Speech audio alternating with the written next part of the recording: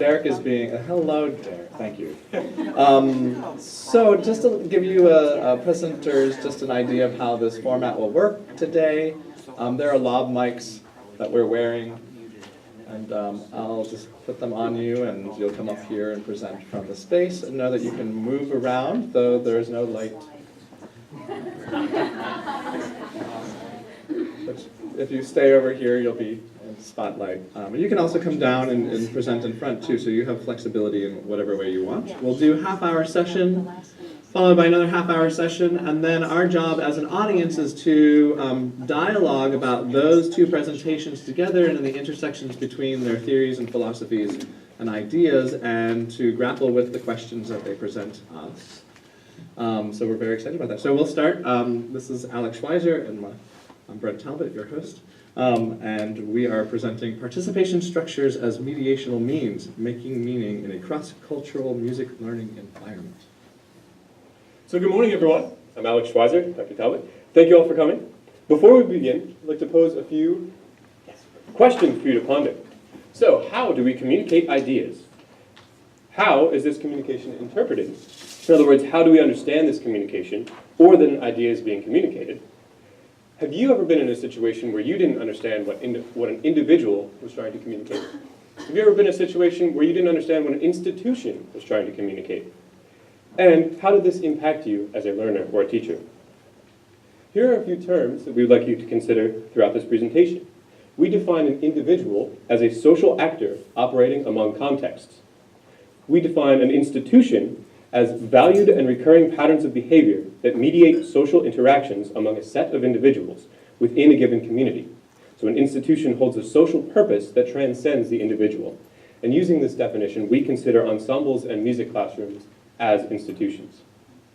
And if you're not familiar with gamelan, the music you heard as you entered the room this morning, gamelan is the traditional music of Bali, Indonesia, and refers to an entire ensemble of instruments as well as the performers that play the instruments. Some styles are deeply spiritual, while others are purely for entertainment. Ensembles can be as small as 2 players or as large as 60 musicians, and the exact instrumentation varies by community and by style. You heard a recording of our own Gettysburg College's own Gamelan Angklung Ensemble playing one of our pieces in Bali as you walked in. In 2009, while teaching at the University of Illinois, I studied a music teacher from Bali, Indonesia, teaching Western students how to play gamelan in a Western institution. I wanted to know what happens when an individual from another culture teaches their own cultural practices to those who are not from that culture. I considered what was gained and lost in the transmission process between these cultural and musical exchanges, and considered such things as legacies of participation, time, and the identity of the individual in relation to the institution. In 2013, my former student Alice Broadway, who's in the audience here, expanded upon my research by studying what happens to individuals when they learn a musical practice unfamiliar to them in the context of a culture that is unfamiliar to them.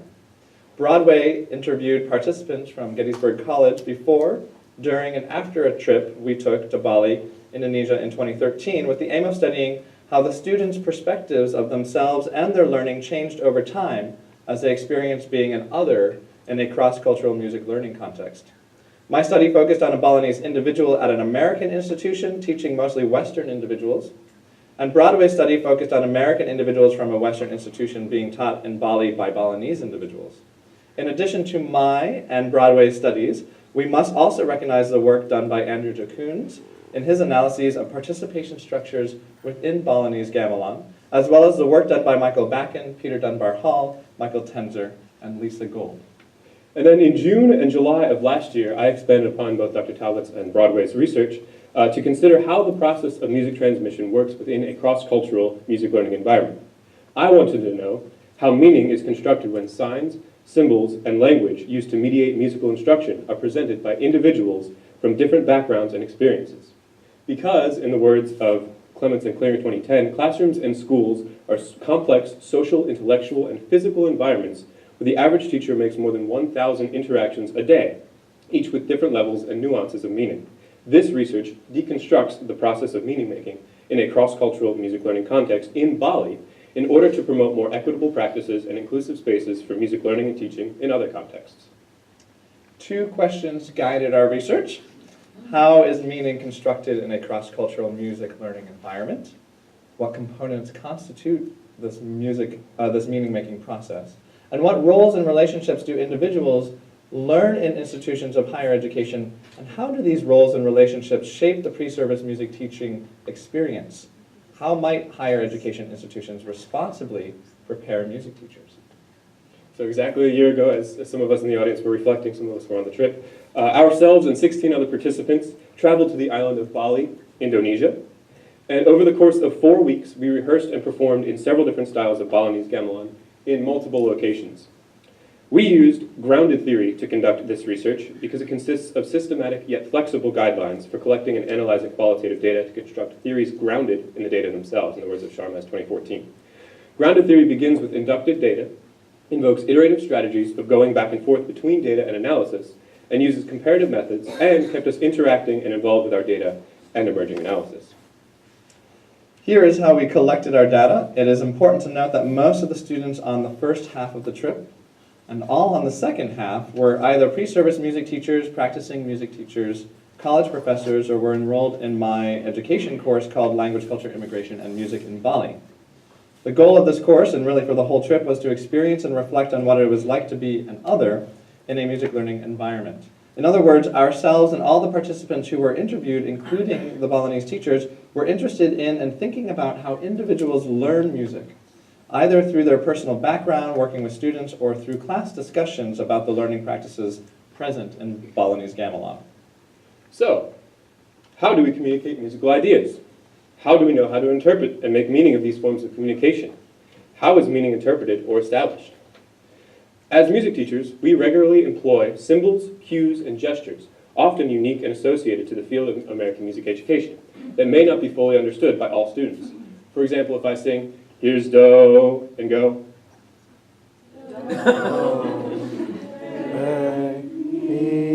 thank you. Most of you understood exactly what I was trying to say. Most of you. Most of you. Thank you.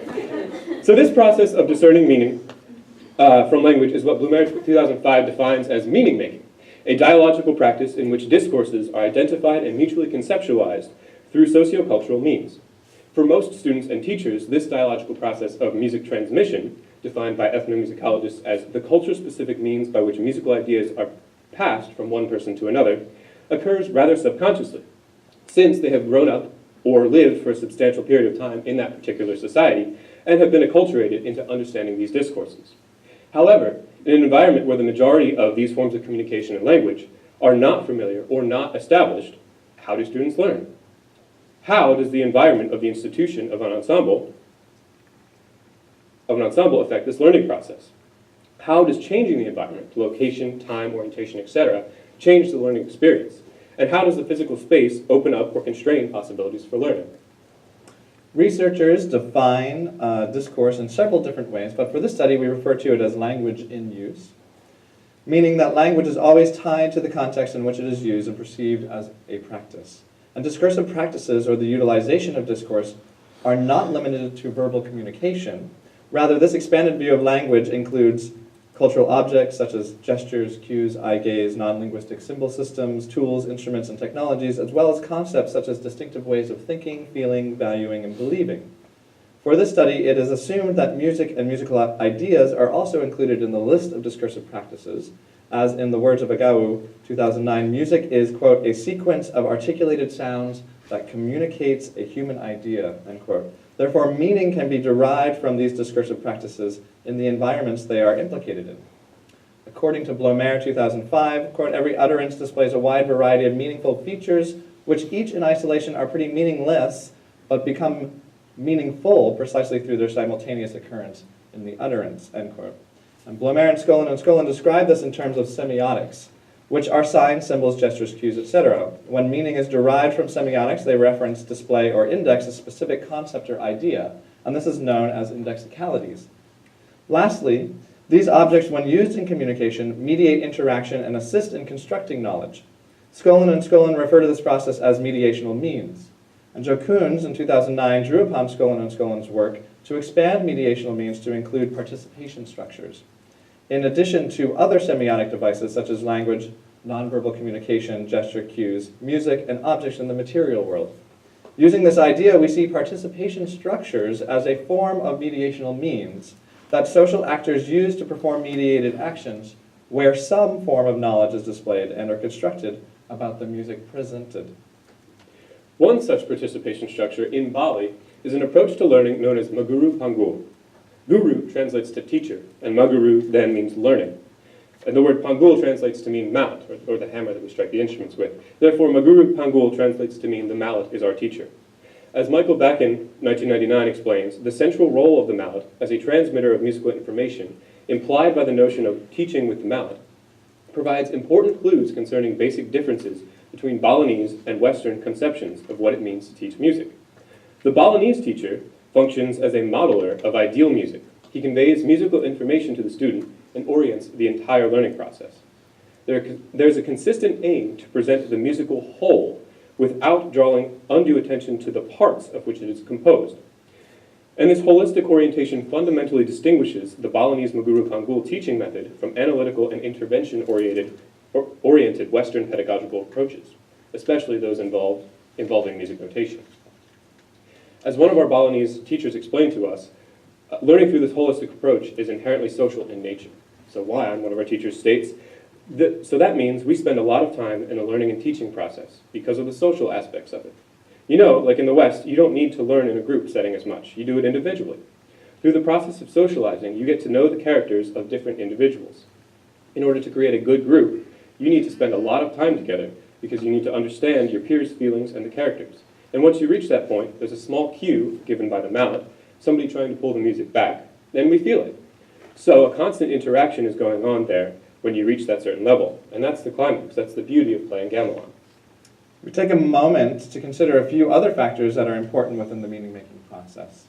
Whenever people enter into social action, they bring along their own experiences, knowledge, and skills, all of which condition and constrain what they can and cannot do in social action. The capacity to bring and express this knowledge is conceived as agency. Ingrid Munson in 2008 defines agency as, quote, the socioculturally mediated decision to act or not to act. In other words, an individual has the capacity to choose whether or not to act on a particular stimulus, and this decision is mediated by norms set in place by the environment an individual is in, and the society from which they are familiar. In a discursive scenario, an individual has the agency to interpret this dialogue in a number of ways. Therefore, when we speak and communicate in classrooms, we draw upon language and music to enact specific social activities and social identities within a specific time, circumstance, and place, making subconscious or conscious decisions about what to include and not include based on complex relationships of power. So Sego 2002 reminds us that transmission systems are socially constituted and culturally specific. Take a look at this conceptual model that we created, drawing upon these works. First, let's start with the environment, or the space, place, time, or context that we are in. Next are the people, or the social actors in that environment, their individual identities, and the power dynamics in place that allow them to use or not to use their agency in that environment. When individuals interact, they use tools of language, gestures, symbols, signs, cues, etc., called semiotics, to communicate. And these tools are used to mediate the meaning of communication and are therefore called mediational means. So when mediational means are used by social actors in environments, each use of language points to new forms of meaning, known as indexicalities. And how these are interpreted can be different for everybody. In this study, these components were circulated by our American discursive practices of music transmission, how we communicate about music, Balinese discursive practices of music transmission from our Balinese teachers, and for a few individuals such as Dr. Talbot Pakisnawa, Ryan, and Nioman, our Balinese teachers who have spent lots of time teaching in both countries, we labeled these as cross-cultural discursive practices of music transmission. And if we want to get really specific, we could technically have discursive practices circulating these factors for every individual on the trip, as each individual brings their own identities, experiences, and discourses to the institution of the ensemble. But for the sake of simplicity, we group them into these three larger macro discourses occurring. So let's pause and take a step back for a second, and we'll use this Calvin and Hobbes comic to hopefully clarify any confusion. Calvin and Hobbes are the two social actors in this environment, and they are communicating using what seems to be the socio-culturally acceptable discourses in place. Calvin then changes things up, offering a new idea that he wants to transmit or communicate to Hobbes. Hobbes does not initially understand this idea and communicates his confusion by pausing and acquiring a certain facial expression, a semiotic, which becomes an indexicality when Calvin correctly interprets the sign of confusion, recognizes this action, and explains in more detail in the second slide. By offering this explanation, his original meaning was recognized and understood by Hobbes, who confirms the addendum to the traditional discourses in place by offering the punchline, which we as readers then interpret as a joke, or at least as sarcasm, by recognizing the positionality of the social actors in the environment that the author and illustrator drew for us, walking away while still talking, etc. So we hope that we didn't just ruin Calvin and Hobbes for you, but we just used this comic as participation structure of the comic strips, most specifically Calvin and Hobbes comics, for those of you who are familiar with how they work and what to expect from them, as a mediational means for which to communicate our ideas to you all. Calvin and Hobbes comic analysis serves as a warm-up for analyzing this video clip we are about to show. So here's a look at an ensemble outside the Western context. This clip was filmed in Keramitan near Tabanan, Bali, and the teacher in the situation is Nyoman Swaden, our host during our stay in that community. He is teaching the Muda Mudi, a community youth club of gamelan players and dancers in his community. Observe the discourses of music transmission in place in this environment and reflect on how Nyoman is using mediational means to assist the meaning-making process. And yes, they learned this entire piece in about 20 minutes of rehearsal. Take note of the use of his arms, facial expressions, and his pangul to show the rhythms and notes of several of the interlocking parts all at once.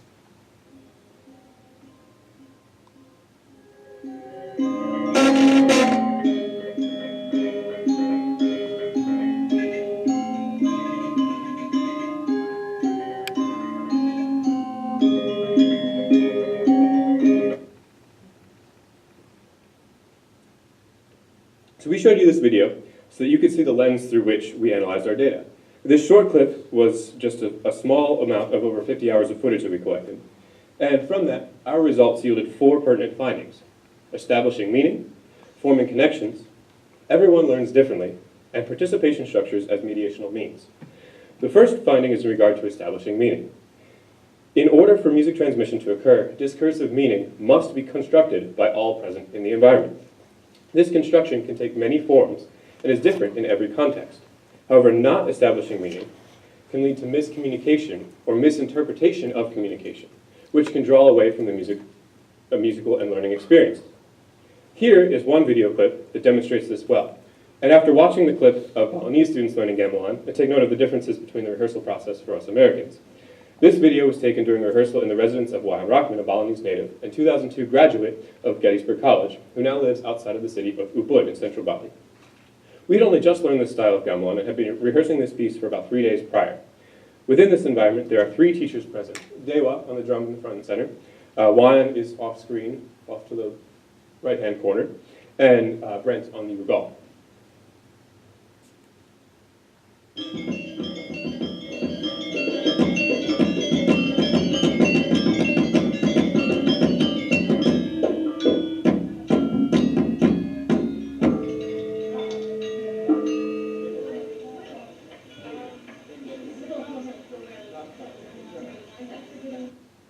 So the dialogue is really hard to hear, so we're just going to explain what happens. In this clip, one particular student, is confused about a cue, a semiotic, to signal the transition into the next section. 2 of the teachers and a few students jump in to try to help her, using the same word, slow part. And after a few minutes of debate, we all realized that each was referring to a different section in the music. So the word slow part was an index that was interpreted differently by each participant. Remembering our conceptual model, this video clip and these quotes support the notion that semiotics are used in rehearsal, and indexicalities show the meaning of these semiotics.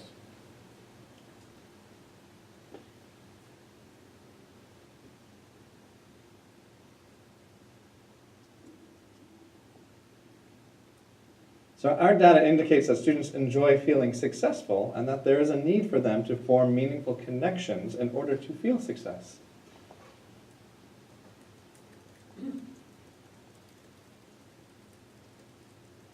Data also indicates that every individual draws upon different participation structures to construct meaning during the learning process.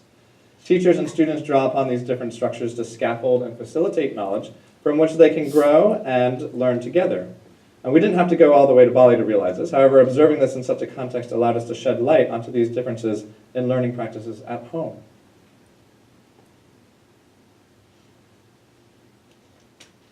And our fourth finding is in regard to participation structures as mediational means within ensembles. And it's here that we draw upon the work of Joe Koons, Bakken, and Levin Wenger.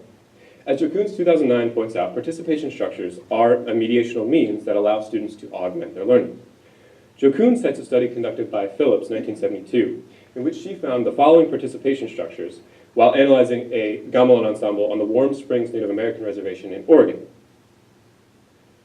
In his own study, Joe Koons 2009 expanded upon Phillips' work while analyzing participation structures at play in a gamelan ensemble in Washington, D.C. He notes that not all participation structures were present all the time.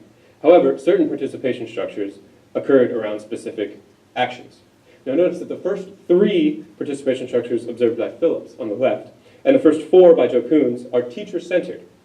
Desk work implies individual learning, and then Joe Koons' final 2 participation structures imply student-to-student communication that is separate from the teacher. During my dissertation work in 2009, I found 2 participation structures, what I labeled at the time discourses of transmission, employed by a gamelan teacher at the University of Illinois named Ikutuka Deasnawa, who was also a teacher of ours in Bali last year. And the first discourse variant was direct acculturation, which emphasized that students should balance their learning between what Asnawa called the technique of playing and the meaning of playing. And this included fluid talk and little interaction and was mostly directed from the teacher to the students. It contextualized Balinese musical practices in terms that could be understood by students of Western European music theory. The other discourse variant was analytics teaching, a term adopted from a conversation I had with Asnawa about his teaching strategies. As he stated, quote, "If the people are having problems, I use analytics teaching. I find a way," end quote. Analytics teaching comprises of little talk, but incorporates several mediational means in the participation structure. The main mediational means is a derivation of Maguru Pangul, the mallet is the teacher. It consists of sitting opposite a struggling participant and mirroring his or her Pangul patterns. A second mediational means used is association of bars or tones with Balinese solfa syllables. Nevertheless, the teacher alters the mediational means by language switching or by switching to a Western music pedagogy. Analytics teaching hones in on the technique of playing so much that the teacher appears to ignore the meaning of playing, or at least put it to the side temporarily. Thus, the teacher suspends Balinese culture during analytics teaching. Suspending culture in this case refers to a process of bypassing years of enculturation and meaning of playing to reach a non-Balinese participant who is struggling to understand and therefore perform his or her part in the ensemble. In our study, we observed similar participation structures and interactions. Like analytics teaching, Western students in Bali engaged in what we call analytics learning, where they temporarily suspend their culture in order to reach a Balinese way of learning and teaching, employing and adapting new mediational means unfamiliar to them. We consider these participation structures in connection to agency within the cross-cultural music learning context we participated and labeled them as such. Teacher-dependent. This participation structure occurs between instructor and ensemble members.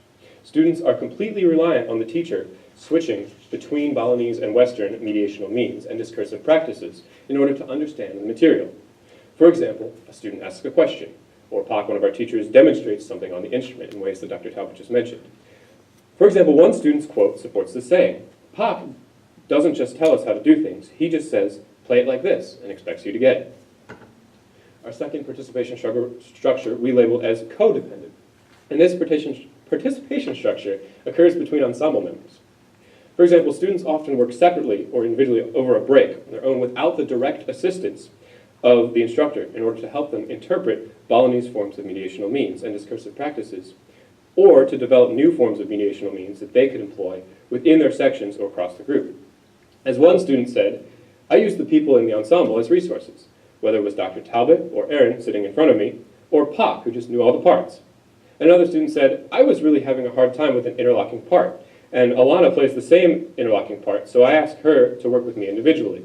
So she helped me figure out the interlocking sections and such, because I don't like to ask questions in front of the group.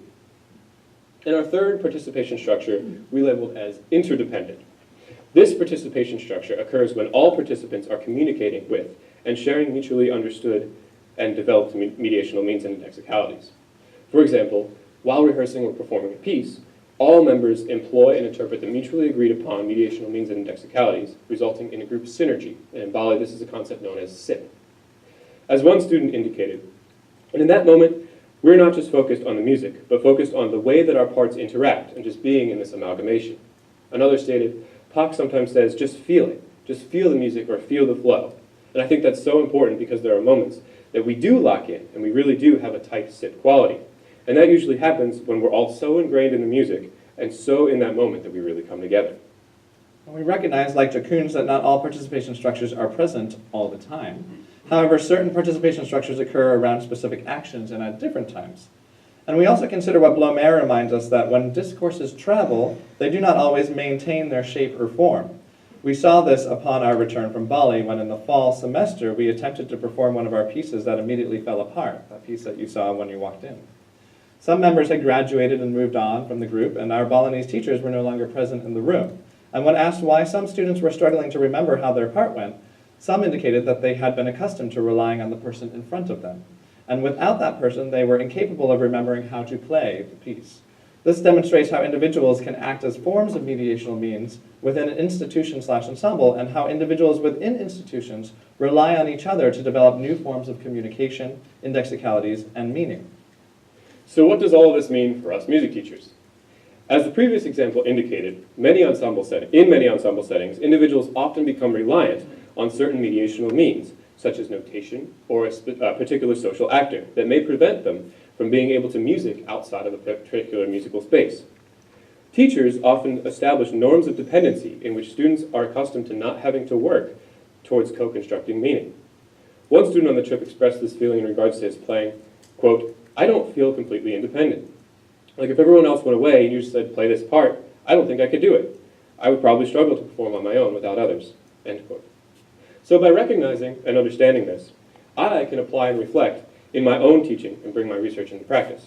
Here's a picture of me during my student teaching placement, and I'm showing some sort of conducting gesture that I thought meant grow the phrase. Well, how would anyone know what I mean by that? Take a look at the kid in front center, he's scratching his head. He's obviously not on board. So by reflecting on my own teaching practices, I found myself frequently asking myself, how can I be as clear as possible communicating my goals, expectations, and feedback to my students? By reflecting further, I can observe the various participation structures that exist within my classroom at any given time. I am ultimately seeking to employ an interdependent model for the ensemble, for those moments when all of us are musicking together and responding to everyone else's ideas. However, I'm aware of when I'm leaning too heavily on the teacher-dependent model, and as in this case, and I'm supportive of the codependent model, where students work together to interpret the discursive practices that I'm utilizing in order to reach the end goal of mutually understood mediational means. I recognize that at times I'm leading the rehearsal through direct acculturation, and at other times I must utilize analytics teaching and suspend some of my advanced theory or music history knowledge in order to put some terms that just make sense to someone who is unfamiliar with the musical practice, in this case, an American-style concert band. Additionally, this research has provided me with an opportunity to experience what it's like to be an other in a music learning environment. And I can empathize with those students who are unfamiliar with the discursive practices and participation structures at play within this particular musical environment. There were many advantages to exploring the process of meaning making in the cross-cultural context of Bali, Indonesia. However, one does not need to leave the country to engage in this pedagogy, as we would like to charge that all learning environments are cross-cultural. However, learning in a vastly different cultural environment helped us understand these things better within our own context. Thank you.